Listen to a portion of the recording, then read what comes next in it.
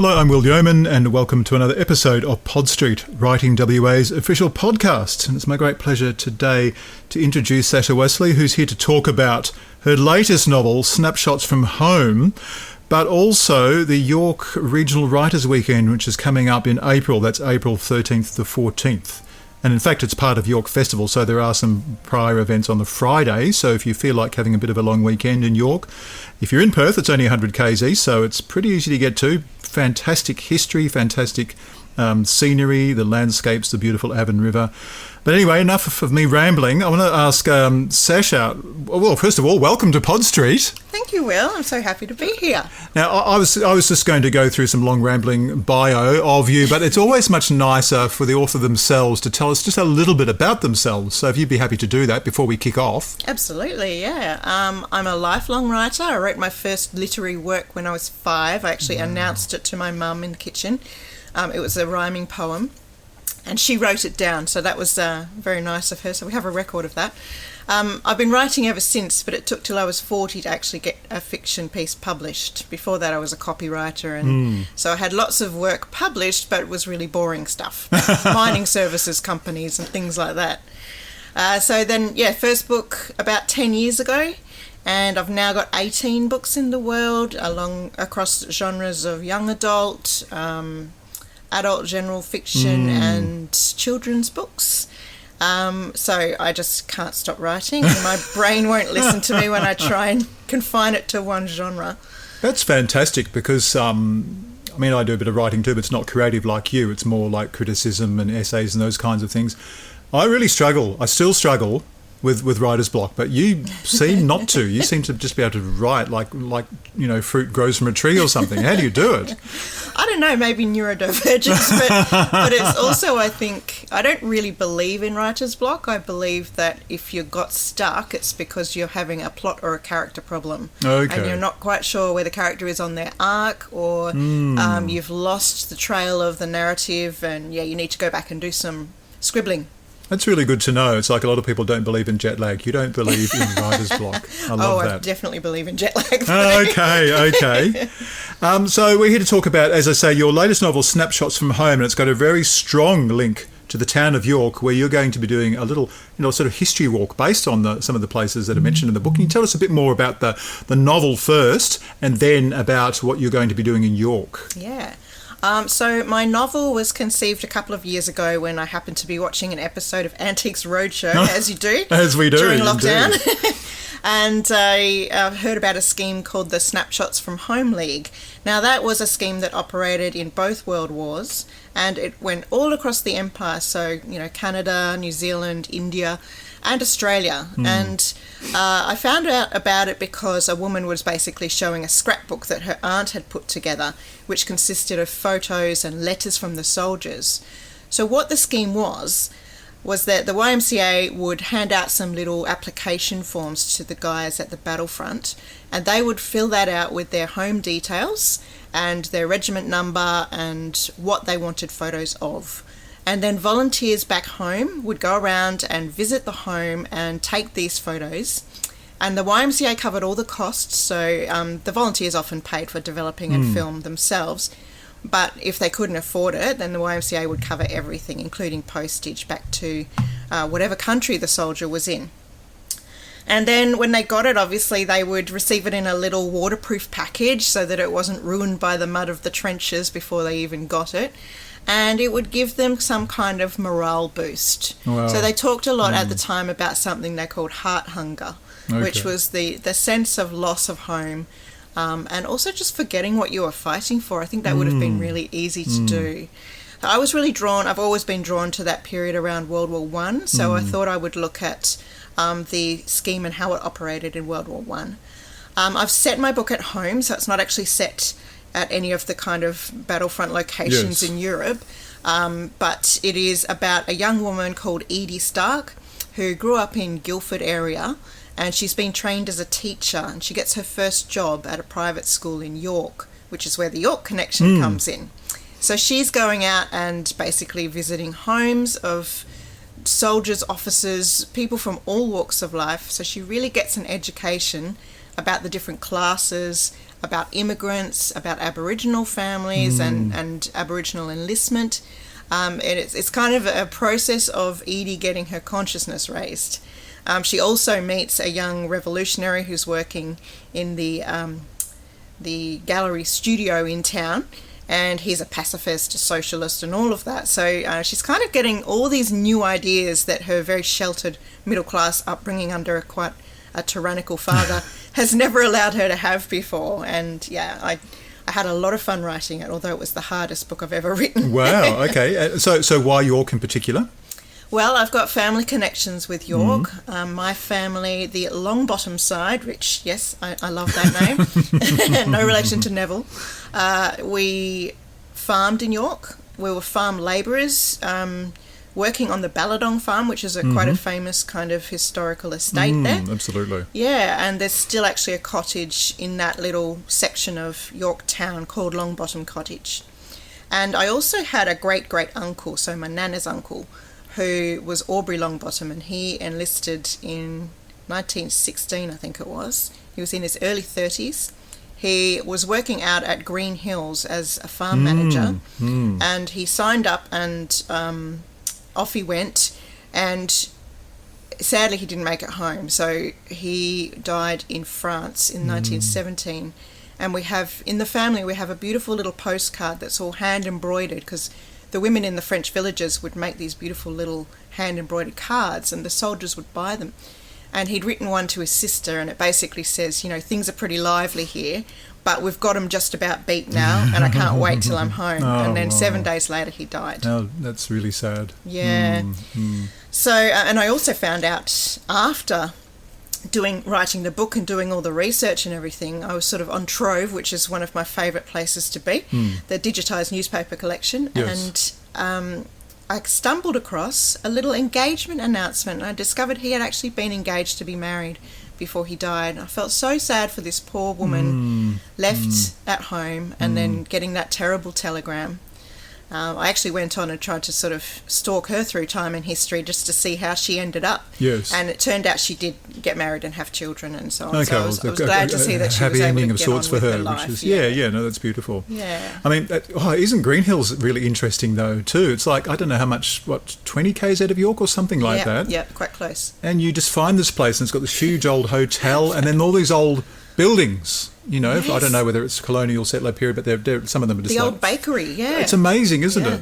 Yeah, it is. It's really incredible. The whole area is just a set of kind of colonial gems. Oh, it is. It really is. But in terms of York, I mean, as you're saying, Edie's experiences, it was really like a microcosm of the world in one very compact town, wasn't it? To have all those experiences. That even for us today, because I'm assuming you've been back over the years, Avon Terrace, for example, it's so well preserved, isn't it? All those old buildings from different periods, but all in one place. Yep.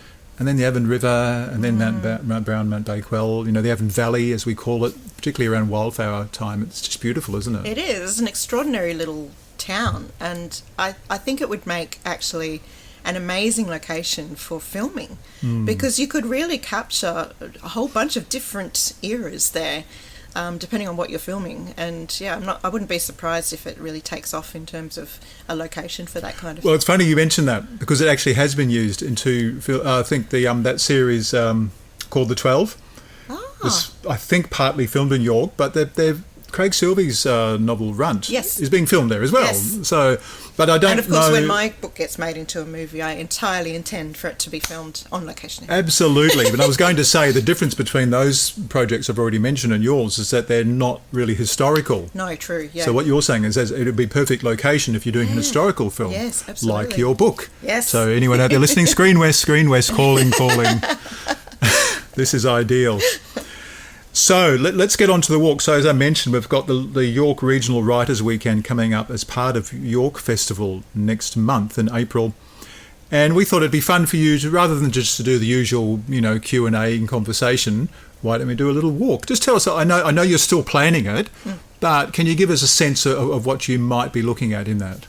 Yeah, so there are some scenes in Snapshots from Home where Edie is walking through the town. Yes. And I just thought, wouldn't it be great to actually bring some of the research that I did into an activity that I could share with other people? I also think that probably people on the walk will be contributing their stories as well, which will be really nice.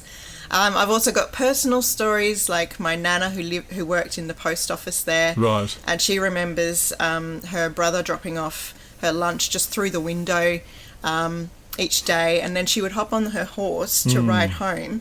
They weren't living at Longbottom Cottage then, they were a bit further out. And about the last 500 metres, the horse knew where it was going, and it would just tear the rest of the way home. She just had to cling on for dear life.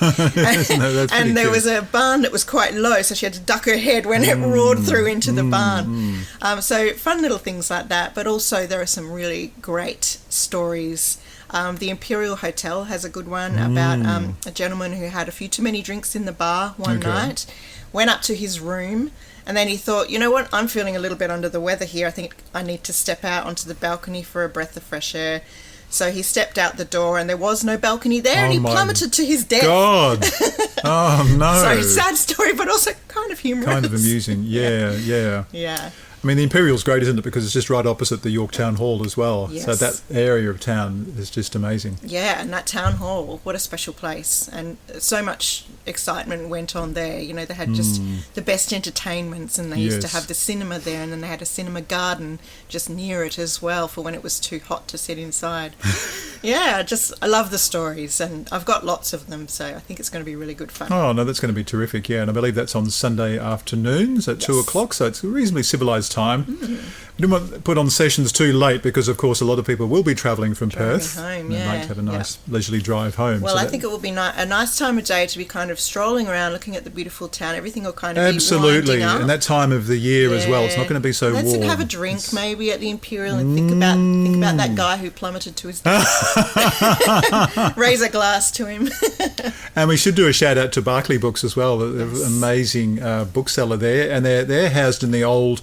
Well, it was various things. It was a fire station, it was a council building, but that's a very important historical building where they are as well. It is, yeah. I need to look into that one a little bit more, but I do know a bit about just further down from there. There's obviously Faversham House and the Munger's Yard. Yes. And just behind Munger's Yard, Sandalwood Yard there's an old barn that's now owned by the Girl Guides Association. I know exactly what you mean. Yes.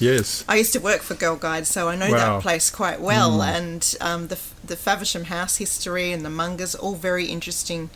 I didn't realise this until I started researching, but the town was kind of split into two hamlets, I suppose you'd call it. We had the Blandstown, which was up the Balladong end. Indeed. And then the Munger village, they sort of called it just Mungers, I suppose.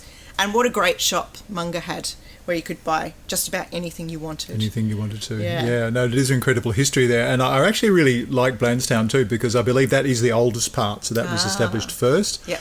And that's where the old drive-in used to be. Yes, and it's still kind of there. It's still kind of there. There's like this twisted bit of metal, which was the screen, and then those weird mushroom-looking things that we used to hang the speakers, and grab the speakers. And it sort of looks like the debris of some kind of radioactive Absolutely. zone. And I think the projection box and the cafe and everything is still sitting there too. It's very atmospheric, isn't it? And very close to there, they used to have a roller rink, apparently, as well. Oh, I didn't know that. Even back in the early 20th century, they were roller skating around on homemade roller skates.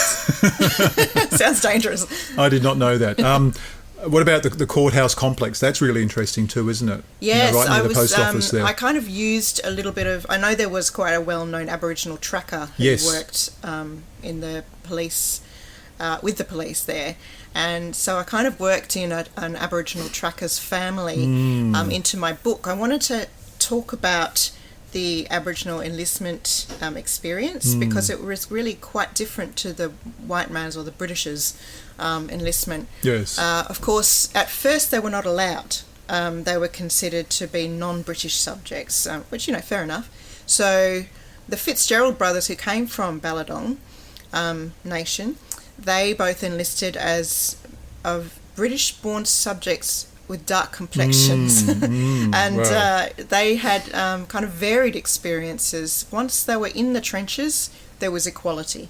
And in fact, when a white man once spouted something racist in the quartermaster's mess. Yes. The rest of his platoon jumped on him and beat him up and said, you don't say that here, Wow. we're all equal. Incredible. And they got equal pay as well. But then when they got home, things became different again. Yes, so yes. a lot of the white men were given tracts of land to farm on. Aboriginal men did not get that. Wow.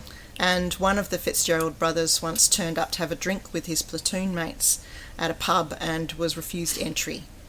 But they all, as one man, got up and left and went to a different pub where he would be welcome. So that solidarity remained after the war with the soldiers just who fought together. structurally back in society, it wasn't there. And it's quite ironic that they weren't given the land, but it's actually their land in the first place. Oh, I know. You know? Yeah, irony is a gentle way to say that, yeah. Yeah, no, indeed. It's interesting, a lot of the family of that track is still there. I think the Kickett's are related to that, because I remember talking to Marion Kickett, and she used to give some talks in the courthouse and talked about her relatives and this tracker, who was very, very important part of that. Yeah, so... Well, a couple of years ago when I was researching, I actually stayed in one of the cottages there, not in the courthouse area, but the day that we left was the day we had that little mini insurrection where a couple of guys decided they wanted to declare sovereignty. And basically said that, West Australia was seceding from the rest of the country, and they bashed down the courtroom door. Yes. Wow. Great little weird incident. We're all a bit weird in COVID times, aren't we? Yes, indeed. and it has to be said, there are certainly, York has its fair eccentrics at any time of the year as well. Having grown up there myself, I recall... I have to mention one story in particular. I think her name is Mrs. Brown. She used to walk backwards. I don't know if you know this story. She used to walk backwards through the town. Wow. And she would walk into Mass on a Sunday morning, church, and start, hurling profanities at the priest and then walk out again. Very strange. Very strange. That is gold. Yeah. There must be a story there somewhere. Oh, yes, I have to find out about her and put her into the talk. Or maybe get you to talk about that, Vic. Maybe I can mention it. I wonder if anybody else would remember her, because that's going back to my childhood. So it's possible a lot of people would remember Mrs. Brown. Yeah. Anyway, we digress. So as we say, this is your latest novel, and as you've already mentioned, you're quite prolific, but in multiple genres. And I'm just wondering... Is that because you just simply get bored of writing one thing all the time and you want to explore different genres? I mean, what is that? I think it's because I get the idea before I work out what I'm writing. So sometimes I don't even know if it's going to be a kid's book or an adult book. Just the idea comes to me and I need to write that book. So, I end up writing in different genres. But... having said that, I do kind of know now that I want to be writing adult historical books, and that I also love writing kids' mysteries and adventures with a lot of comedy in. So I've got some favourite genres, but I also wouldn't say no to maybe writing a crime novel. Yes, of course. Who doesn't want to write a crime novel? Yeah, exactly. So I guess the answer is it's idea first for me, and you have to write the book that sings to you, story that sings to you. So I have to follow that. I can't just go, all right, I'm going to write another outback romance and then come up with the idea. That's not how my writing works. But primarily genre, you like that idea of structure, beginning, middle and end, and you're not really drawn to the more literary styles where it's really more about style and not know so much about the story? Yeah, I don't know if I'm there yet. I kind of... When I was learning to write, I thought that I was going to be a literary writer. Right. But it turned out I was writing commercial work, and I only kind of was surprised by that when I got my first contract. Wow. But now I look back and I go, oh, yeah, okay, that makes perfect sense. I think I really like to have a story that has a strong structure to it, that I am drawn to that, but I also do like to experiment and have layers in there, so I like to think that I'm writing smart commercial fiction. So it has a literary quality, but it's you're still telling a story. That's what you say. Absolutely. No, I think you're right, and I think there are a lot of really fantastic I have to say the best genre writers do just that. And I was thinking about Natasha Lester's journey too, because you remember her first probably 2 books were very literary, probably didn't sell very many copies. And then she sort of made this U-turn into, commercial sort of romance, historical fiction. And, well, we all know what happened there. So that's a really interesting way of just following your instincts, I guess. Yeah, so I love telling stories, and I love making them work really, really tightly. So I suppose I am drawn to more conventional story shapes. But yeah, I do love exploring characters as deeply as I can and playing with language. So yeah, it's a bit of blend. And sometimes I wonder also if these divisions that we put between literary and commercial are not as useful as you know, they're probably useful for marketing only or the awards. I completely agree with you 100%. Yeah. But I mean, I guess the ideal marriage is what you were talking about, where you've got that attention to style and but it doesn't get in the way of telling a good yarn. Yeah, basically. a bit of Trent Dalton, you know. Yeah, that's right. That's another good example. Now, tell me about you clearly love to share your knowledge. You do workshops, paths to publication, those kinds of projects. Can you tell me a little bit more about, you know, that, in case there are people out there who might be interested? Yeah, sure. So a couple of years ago, I had started to notice at events that I was doing that there were people who were turning up who really, really wanted to be authors. And then there were other people in workshops and things who just loved the process and used writing as therapy or recreation, but they weren't really worried about being published, or maybe just wanted one thing published, and that was it. So I saw a clear divide, and I thought, I can really help people who were like me, wanting to be authors and wanting to turn it into a career, a full-time career, or at least a really thriving part-time career. So I put together the program called Path to Published, and it's a 10-week program where I mentor 10 writers. We come together once a week. Each week we focus on one individual's work, so we all do group feedback, but we also look at different topics. So it's craft, but it's also getting published. It's learning how to pitch, write a synopsis, trying to work out whether you want to go that pathway of agent or traditional publishing or indie publishing, because I've kind of done it all. Yes. And it's also a bit of confidence building. And then at the end of it, they kind of graduate, they go out into the world. I was so excited to see some of last year's participants now entering competitions, getting pieces published in anthologies, getting ready to pitch at events and so on. So that's been extremely rewarding. So I thought, well, I'm going to have to do that again. So I've done it again this year. Yeah. I might do it again next year, but if I don't, there's also the what I call Path to Publish Light version, which is my Substack, the book Path. Yes. People can sign up for that, and they will get weekly writing and publishing advice, as well as other little bonuses and bits and pieces. Well, I'm glad you mentioned Substack, because I mean, I know it's been around for a few years, and those of us in the writing game will know about it, but a lot of people have no idea what it is. Yeah. Even a lot of other writers who actually might benefit from being on there. So could you perhaps tell us a little bit more about what Substack is and what else you do apart from what you've already mentioned on Substack? Yeah, so Substack is a kind of a marriage between social media and blogging. It's a really easy to use platform where you can write long form writing, and have that delivered directly into people's email boxes. So there's a free level where people can subscribe and they just get kind of general information from you, or you might do it only free, particularly while you're starting out. But then you can also have a level where they can upgrade and become paid members, and that way you can diversify your income stream, as long as you've got something valuable to be delivering to these readers. And I had quite a big email subscriber list that I'd kind of collected over the years of being an author, but I was not using it because all of the platforms like MailChimp and MailerLite were so complicated, and it felt like such a big deal, and I just felt like I was only doing it to advertise my books. And I thought, I've really got a lot to say here, but I've got no way to kind of control who it's going out to or anything like that. I stumbled across Substack through someone else talking about it, and went and had a closer look, and then I thought, this is what I've been looking for. So I went on, set it up, and within a week or so I sent out my first newsletter. I'd migrated my list over from my other platforms, and now I checked this morning, I've got 75 posts up, so I'm approaching my 100, which is pretty cool. Yes. Yeah, and I've got a growing list of paid subscribers as well as free subscribers, and I really enjoy it.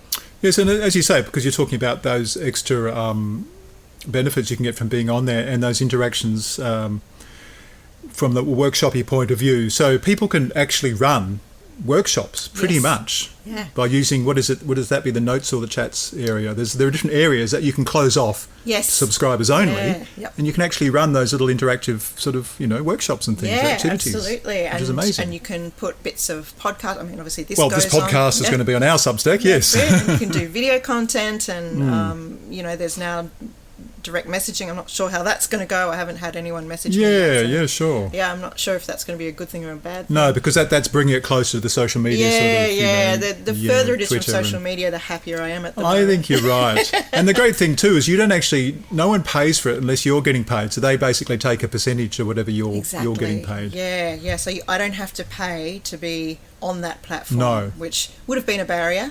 I would have Oh, yeah. thought more heavily Yeah. about it. But as it was, I was like, this is what I need. And yeah, it's a good model. I think Yeah. it's really quite good for writers who want to be in touch with people who are reading. And it's also great for me in terms of reading the Writing WA and listening to it, content. There's Sarah Foster's, there's Monique Mulligan's, there's... And Natasha's on there as well. Natasha Lester. So local lots writers, of yes. Australian and West Australian authors are kind of on there now, sharing their thoughts, which is great. And also really big name international authors. I know George Saunders has got a fantastic Substack where he just basically teaches a lot. He runs these little paid classes and Wow, things. yeah. And some And, other authors like... Stephen Fry's on there. Yes, Stephen Fry. Salman Yeah. Rushdie, I believe, is publishing Yes. one of his latest novels, or I don't know what it is, but he's actually just publishing it on Substack, Wow, that's cool. which is incredible. Yeah. So it's a very serious, Yeah. sort of But platform. you can also use it to talk about your own work. So if you've got something coming out and you want to share a cover, want to reward your loyal readers, you can sort of give them the first look at it and Absolutely. share a bit of your work with them and talk about the process and all of that kind of feels like it gets absolutely lost if you just chuck it out onto social media. Exactly. And I You think the just- difference is it's going into people's email. It's much more focused, Yeah. isn't it? No, I Yeah. completely agree with you. And it is about community building. That's what I like about Yeah. it. You feel like you are building a community, Yeah. which is really nice. Yes, I get replies and comments, and it's really nice to be able to kind of interact with them and Yeah. not feel like I'm just going, thanks, emoji. Yeah. Big smiley face. Yeah. Okay, so maybe as a last question then, I mean, what is next? What are you working on now? What's coming up for you in the future? I've got a kids' book sort of under my belt now that I'm now pitching around. Yes. It's a historical, set in Victorian times, kind of a street urchin, Dickens meets Roald Dahl kind of. Oh, I like the sound of that Yeah. myself, actually. Yeah. And I've just finished the first draft back in January of my next adult book, which is set in Western Australia and Oxford. So I did research travel last year, and I've got a 1928 story about a young working class woman who somehow gets an opportunity to go to Oxford Oh, University. that's brilliant. I love So that. it's kind of culture clash plus class clash, which is kind of one of my absolute pet topics.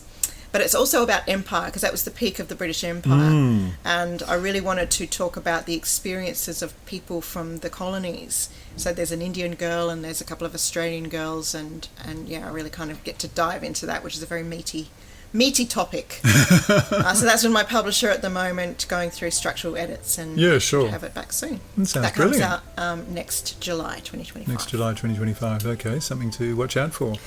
Well, Sasha, thank you so much for being on Pod Street, and looking forward to walking around York with you soon. Thank you so much. I'm looking forward to it too.